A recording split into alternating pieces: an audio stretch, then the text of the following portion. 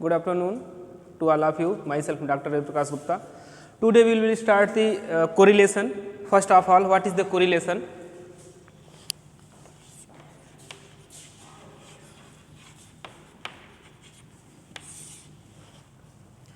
सर्वप्रथम कोरिलेशन क्या चीज़ होता है, कोरिलेशन क्या है, यानी सहसंबंध इसको हिंदी में बोलते हैं।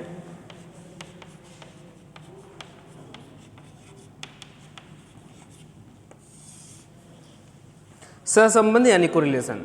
तो आज आपके कोरिलेशन पे आपका इसका कोरिलेशन डिफिनीशन इसकी क्या है, इसका यानी परिभाषा क्या चीज़ है, इसके लिमिट क्या है यानी सीमाएं इसकी क्या क्या हैं, इसके एजम्पशंस क्या हैं, ठीक है, इसकी प्रॉपर्टीज़ क्या है और इसके टाइप्स ऑफ कोरिलेशंस क्या हैं, इनके डिफरेंट जो टाइप्स में आपके मल्टीपल कोरिलेशन क्या है, पार्शियल क्या है, आपका रैंक क्या है, इंट्रा क्लास कोरिलेशन क्या है और इसके फार्मूले क्या क्या है, इन सभी चीज़ों पे, इन सभी इम्पॉर्टेंट बिंदु पे डिस्कस करने की कोशिश करते हैं।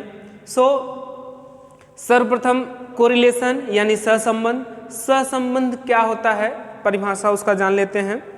आप चाहें तो नोट कर सकते हैं। The degree of linear relationship between two or more variables, the degree of linear relationship between two or more variables is known as correlation. दो या दो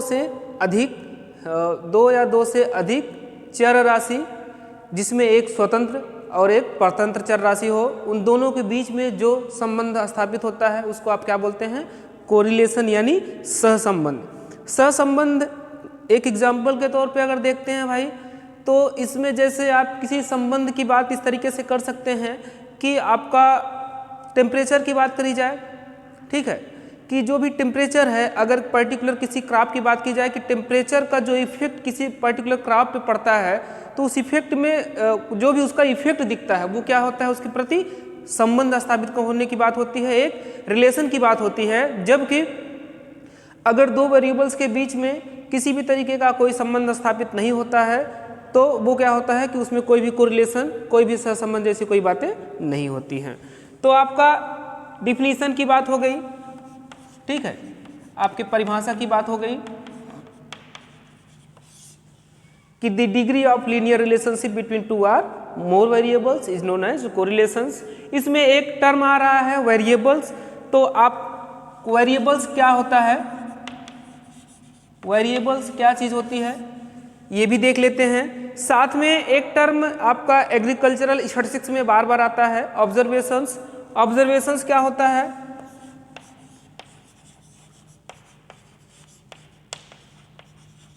ये दो टर्म देखने का प्रयास करते हैं भाई। तो variables means like as X Y Z, this is the variables and 1 2 9 3 5 6 2 11 3 1 4 2, this is the variable। ये आपके क्या हैं, चर राशि हैं। आप इस तरीके से बुक में आपने देखा होगा भाई कि x क्या है, एक वेरिएबल है। x क्या डिफाइन करता है, क्या व्यक्त करने की कोशिश करता है, variable x y z। This is the variable and इस वेरिएबल के अंतर्गत जो भी हमें न्यूमेरिकल डेटा दिए होते हैं, जो हमें न्यूमेरिकल वैल्यू दी हुई होती है, दिस इज दी ऑब्जर्वेशंस। ये सभी हमारे क्या हैं, ऑब्जर्वेशंस हैं। यानी इस x के अंतर्गत 1 2 9 3, y के अंतर्गत और z के अंतर्गत जो भी हमारा डेटा हमको दिया हुआ होता है, ये आपका क्या होता है, ऑब्जर्वेशंस, ठीक है। नेक्स्ट बात आती है डिफिनीशन के बाद, बात आती है इसके लिमिट की। इसकी लिमिट क्या है, या इसको आप रेंज भी कह सकते हैं, रेंज, ठीक है। तो what is the limit of correlation और what is the range of correlation. तो इसमें लिमिट जो होती है इसकी -1 to +1 होती है। लिमिट की बात क्यों करते हैं भाई? किसी भी पर्टिकुलर चीज़ में सबकी आपने देखा होगा कि हर चीज़ की एक यूनिट होती है, हर चीज़ की क्या होती है? एक यूनिट होती है, एक इकाई होती है। सेम उसी तरीके से कोरिलेशन का भी क्या है कि इनकी एक लिमिट या रेंज जिसको आप कह सकते हैं -1 to +1। ऐसा क्यों? लिमिट से हम ये समझते हैं भाई कि किसी भी चीज़ को लिमिट में इनका यानी कोरिलेशन का जो भी क्वेश्चन आप करेंगे उस दौरान इनका जो भी न्यूमेरिकल वैल्यू होगा, जो भी न्यूमेरिकल इनका डेटा आप यूज करते हुए कोरिलेशन यानी सहसंबंध फाइंड आउट करने की कोशिश करेंगे, उसमें आपका जो भी रिजल्ट होगा उस रिजल्ट को आप ये ध्यान देंगे कि उनका जो रिजल्ट होगा वो -1 to +1 के बीच में ही होगा। इससे आप ये क्रॉस वेरीफाई करेंगे कि आपका रिजल्ट क्या होगा? सही होगा। यानी ये चीज़ आपको एग्जैक्टली ये बताने की कोशिश करता है कि आपका जो रिजल्ट है वो सही है। आउट ऑफ लिमिट आपका अगर आंसर आता है तो आप ये श्योर दैट होते हैं कि आपका सहसंबंध का जो क्वेश्चन है वो आपका सही नहीं आ रहा है, आंसर आपका जो उसमें आ रहा है वो सही नहीं आ रहा है। ठीक है भाई। नेक्स्ट, आप कोरिलेशन की बात हो रही थी, सहसंबंध की बात हो रही थी। कोरिलेशन में ही होता है कोरिलेशन कोफिशिएंट, सहसंबंध गुणांक। ठीक है, correlation coefficient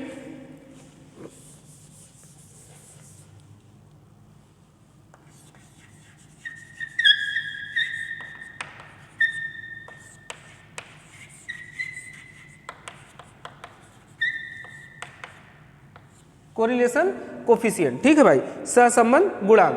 correlation coefficient is also known as Pearson correlation coefficient. Pearson correlation coefficient, इनको हम पियर्सन कोरिलेशन कोफिशिएंट क्यों कहते हैं? क्योंकि Karl Pearson, it is developed by Karl Pearson, ये कार्ल पियर्सन के माध्यम से ही डेवलप किया गया था, इन्होंने ही सहसंबंध को डेवलप किया था। ठीक है भाई। और एक चीज देखते हैं कि small R equal to correlation,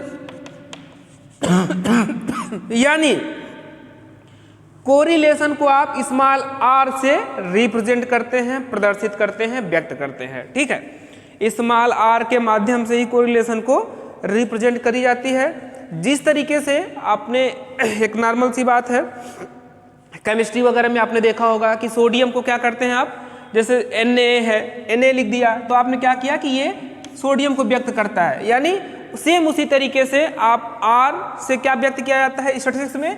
correlation. ठीक है। नेक्स्ट बात आती है कोरिलेशन में ही डिफरेंट टाइप्स के, जो एक सिंपल कोरिलेशन की अगर बात करी जाए तो आपका पॉजिटिव कोरिलेशन होता है, आपका निगेटिव कोरिलेशन होता है, आपका परफेक्ट पॉजिटिव कोरिलेशन होता है, परफेक्ट निगेटिव कोरिलेशन होता है। पॉजिटिव कोरिलेशन यानी धनात्मक सहसंबंध। ठीक है, पॉजिटिव कोरिलेशन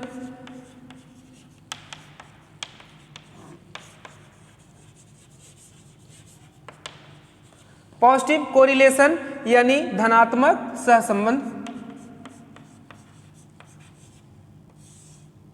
धनात्मक सहसंबंध।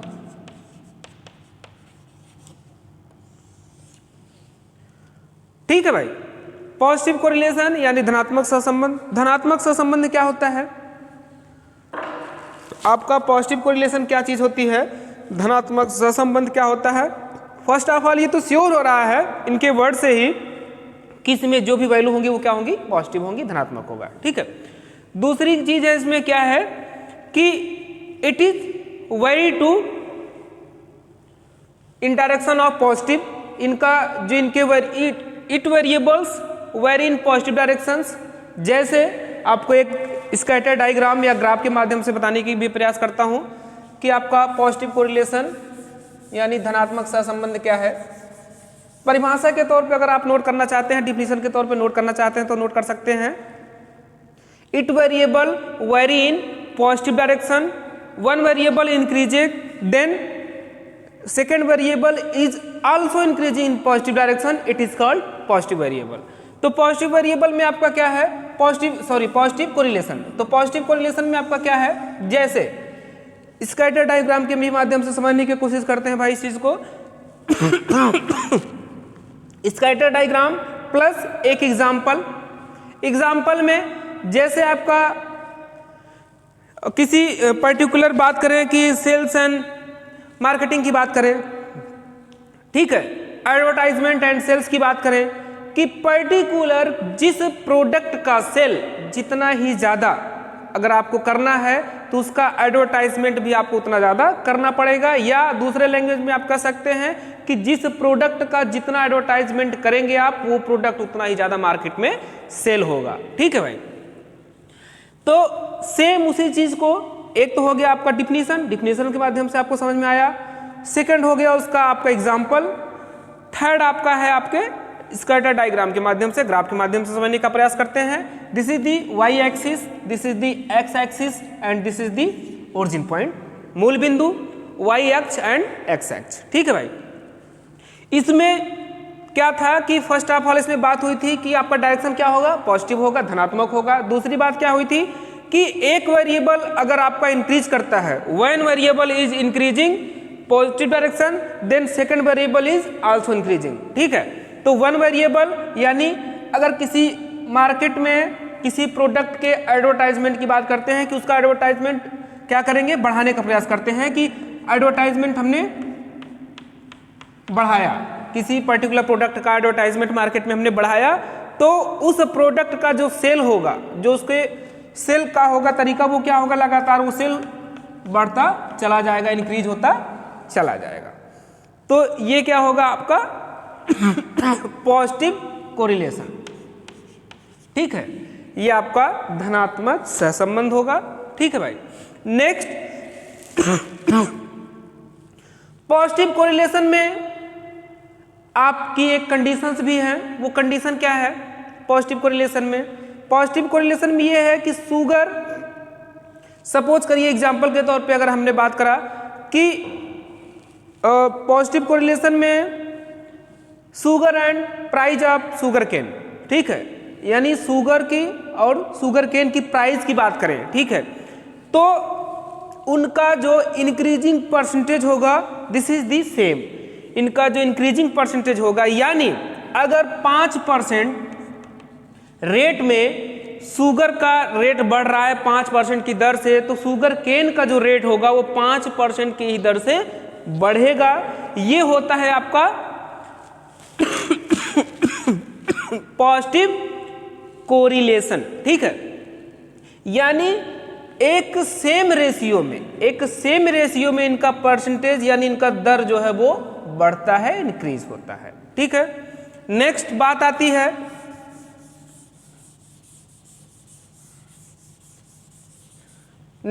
आती है imperfect positive correlation. Imperfect positive correlation. ठीक है भाई, इम्परफेक्ट पॉजिटिव कोरिलेशन। अब देखिए, एक सिंपल तौर से आप ये समझ सकते हैं कि इम्परफेक्ट परफेक्ट में क्या होता है कि मैंने एक चीज और बताया था कि जो इसकी लिमिट होती है क्या होती है, -1 to +1। तो परफेक्ट जो अभी जस्ट बताया गया उससे आप ये समझ सकते हैं कि जिसकी वैल्यू +1 और अप्रॉक्सीमेट ऑफ +1 आएगी या +1 के इर्द गिर्द यानी करीब में होगी, वो आपका क्या होगा, perfect positive correlation. Imperfect positive correlation क्या होता है?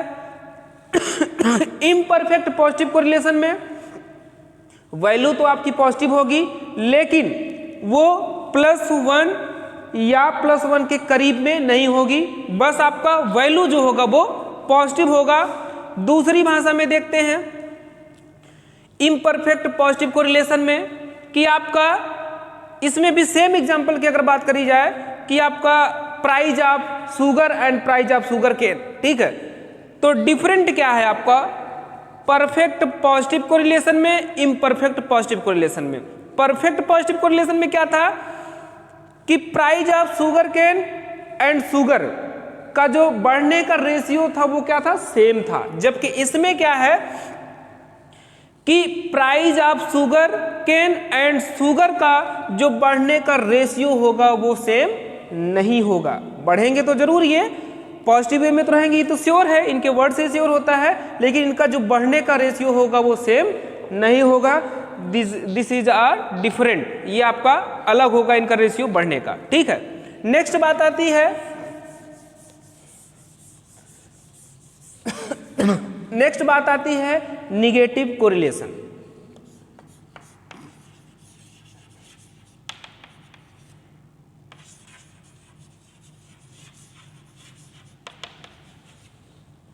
निगेटिव कोरिलेशन यानी ऋणात्मक सहसंबंध।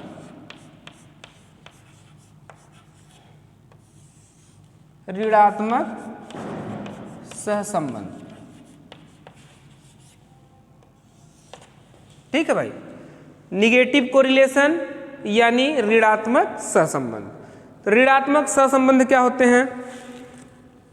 इन negative correlations variable, one variable is increasing, then other variable is also decreasing but their direction is opposite।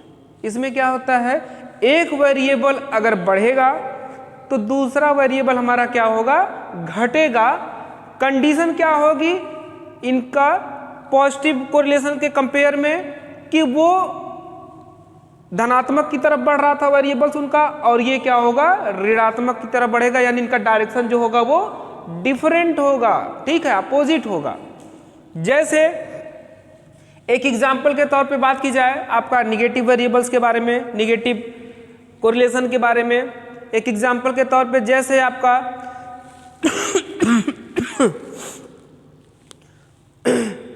किसी भी प्रोडक्ट का demand and supply, demand and supply किसी भी प्रोडक्ट का, जब आपका सेल उसका जो प्राइस होता है, प्राइस अगर बढ़ जाता है, ठीक है, अगर किसी भी प्रोडक्ट का प्राइस अगर बढ़ता है तो साथ में क्या होता है, उनकी डिमांड क्या होती है, कम हो जाती है। ठीक है, एक एग्जाम्पल ग्राफ के माध्यम से भी सेम इसी चीज को देखने का प्रयास करते हैं।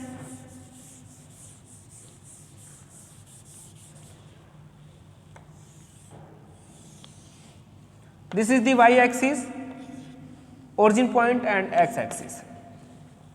इसमें क्या होगा कि पर्टिकुलर अगर किसी भी प्रोडक्ट का क्या होता है, डिमांड बढ़ता है, ठीक है, अगर किसी भी प्रोडक्ट का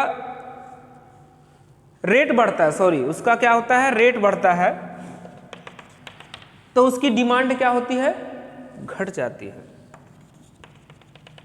डिमांड उसकी क्या होती है, घट जाती है। यानी इसमें कंडीशन क्या होगी, इनका जो डायरेक्शन होगा वो अपोजिट होगी, यानी निगेटिव होगा।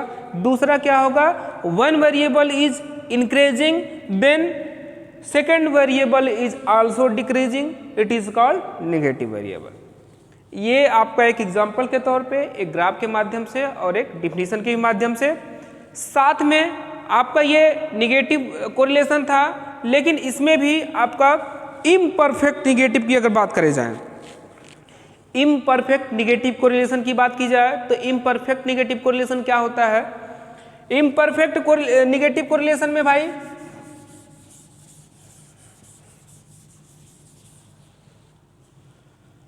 वन वेरिएबल, ठीक है, इसमें था कि आपका निगेटिव कोरिलेशन में क्या था, निगेटिव कोरिलेशन में यह था कि इनका केवल क्या होगा, डायरेक्शन चेंज होगा, जबकि इसमें क्या है कि इनके परसेंटेज के रेशियो के साथ साथ इनका डायरेक्शन भी चेंज होगा। यानी इसमें दोनों चीज डिफरेंट होंगे, इनके डायरेक्शन के साथ साथ इनका परसेंटेज भी डिफरेंट होगा। ठीक है, ये आपका इम्परफेक्ट निगेटिव कोरिलेशन के अंतर्गत आता है। ठीक है, नेक्स्ट बात आती है आपका कोरिलेशन में ही आपके प्रॉपर्टीज ऑफ कोरिलेशन, कोरिलेशन की प्रॉपर्टीज क्या क्या है। ठीक है, प्रॉपर्टीज ऑफ कोरिलेशन,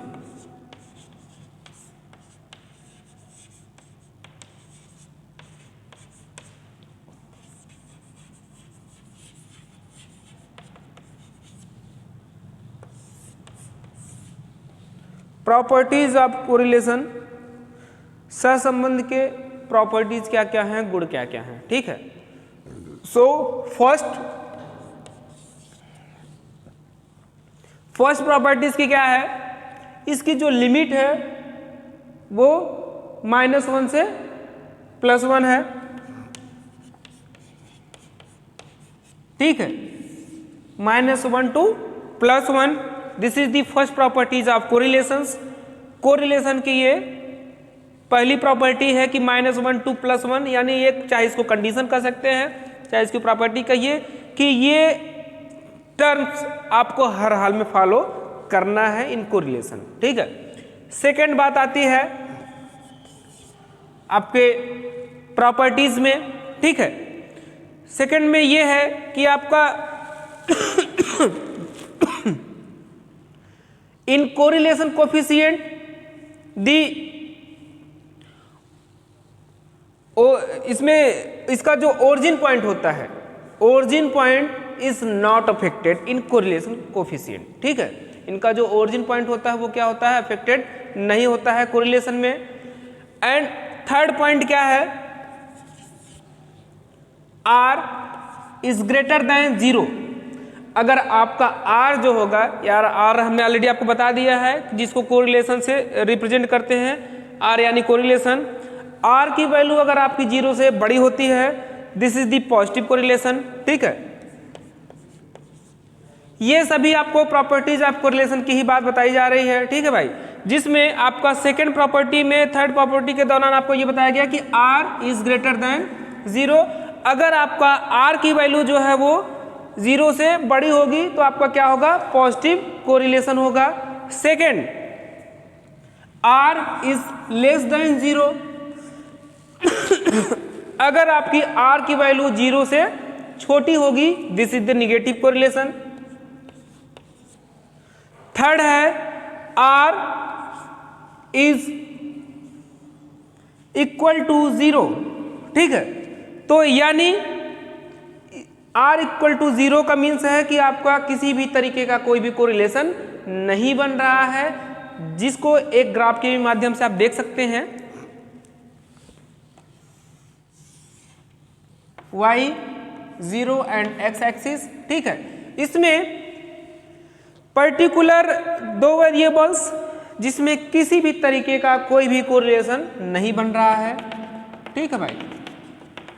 इसको इस तरीके से समझ सकते हैं कि एक वेरिएबल्स के किसी भी एक्टिविटी के माध्यम से एक वेरिएबल के किसी भी कुछ भी एक्टिविटी करे, उसका जो इफेक्ट है वो दूसरे वेरिएबल पे न पड़े, ठीक है। उसका कोई भी इफेक्ट दूसरे वेरिएबल पे न पड़े, यानी किसी पर्टिकुलर इंडिविजुअली एक वेरिएबल की वजह से दूसरा वेरिएबल अगर इफेक्टेड नहीं होता है, इट मीन्स ये क्या है, जीरो कोरिलेशन है, ठीक है, जीरो कोरिलेशन, ठीक है भाई। तो R इक्वल टू 0, इसमें यानी इसमें किसी भी तरीके का कोई भी कोरिलेशन नहीं है। नेक्स्ट बात आती है, अगर आपका ये पॉजिटिव कोरिलेशन हो गया, ये आपका निगेटिव कोरिलेशन हो गया, ये आपका जीरो कोरिलेशन हो गया, तो इस तरीके से आपका प्रॉपर्टीज ऑफ कोरिलेशन आप देख सकते हैं, ठीक है। साथ में नेक्स्ट बात आती है आपका एजम्पशंस ऑफ कोरिलेशन। इसके एजम्पशंस क्या क्या हैं, ठीक है, assumptions of correlation.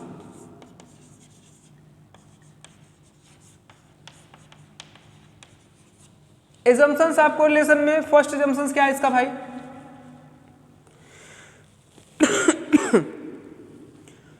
First assumptions इसका ये है, this is normally distributed, correlation coefficient is normally distributed. It means कि सहसंबंध यानी कोरिलेशन जो होता है वो क्या होता है, नॉर्मली डिस्ट्रीब्यूटेड होता है, जिसका मीन 0 एंड वेरिएंस 1 होता है, ठीक है। सेकेंड पॉइंट क्या है, दिस इज द लीनियर, यानी कोरिलेशन जो होता है क्या होता है, वो लीनियर होता है। लीनियर का मतलब y इक्वल टू, एक इक्वेशन के माध्यम से समझ सकते हैं कि लीनियर क्या चीज होती है, y equal to a plus B X, ठीक है भाई। y equal to a plus B X में आप देखेंगे x की जो पावर वह है कितनी है, 1 है। और किसी भी पर्टिकुलर वेरिएबल्स का जो पावर अगर 1 होता है तो वो आप मेंशन नहीं करते हैं, उसको आप नोट नहीं करते हैं, लिखते नहीं हैं, ठीक है। तो नॉर्मली तौर पे y equal to a plus B X, ये क्या है आपका लीनियर इक्वेशन है, ठीक है। अगर यही पावर 1 की जगह 2 हो जाए, x की जो पावर है 1 की जगह 2 हो जाए, 3 हो जाए, तो ये कोई और इक्वेशन बन जाएगा, फिर ये आपका लीनियर इक्वेशन नहीं रहेगा। यानी एक सिंपल तौर पे आप कह सकते हैं कि जिस वेरिएबल्स का या पर्टिकुलर जिस वेरिएबल्स का आपका पावर 1 हो वो क्या होता है आपका लीनियर इक्वेशन। एंड थर्ड इसकी एजम्पशंस जो है वो क्या है भाई, 2 variables are independent, this is unconnected. यानी कोरिलेशन में मैंने क्या बताया आपको कि फर्स्ट ऑफ ऑल 2 वेरिएबल्स होने चाहिए, और 2 वेरिएबल्स में एक आपका डिपेंडेंट वेरिएबल एंड दूसरा आपका इंडिपेंडेंट वेरिएबल, यानी एक स्वतंत्र चर होना चाहिए, दूसरा परतंत्र चर होना चाहिए। और एजम्पशंस में क्या है कि अगर आपके 2 वेरिएबल्स हैं और दोनों आपके इंडिपेंडेंट वेरिएबल हैं तो उसमें किसी भी तरीके का कोई भी कोरिलेशन नहीं बनेगा। यानी ये श्योर होना चाहिए कि अगर आपको कोरिलेशन फॉलो करना है तो आपका एक डिपेंडेंट वेरिएबल हो और दूसरा वेरिएबल जो है वो इंडिपेंडेंट वेरिएबल हो, ठीक है। तो आपका डिफिनीशन हो गया, लिमिट हो गई, एजम्पशंस हो गया, प्रॉपर्टीज हो गई, पॉजिटिव कोरिलेशन हो गया, निगेटिव कोरिलेशन हो गया। नेक्स्ट बात करते हैं टाइप्स ऑफ कोरिलेशन पे, ठीक है। टाइप्स ऑफ कोरिलेशन देख लेते हैं।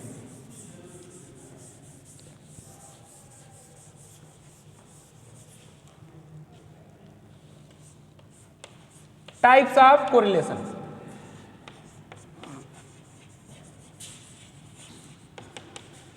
ठीक है भाई।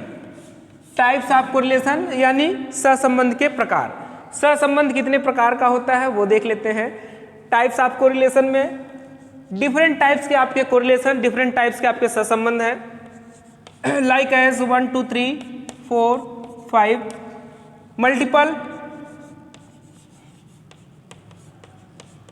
Multiple correlation. Second partial correlation. Third rank correlation. Fourth आप नोट कर लीजिए इंट्रा क्लास कोरिलेशन।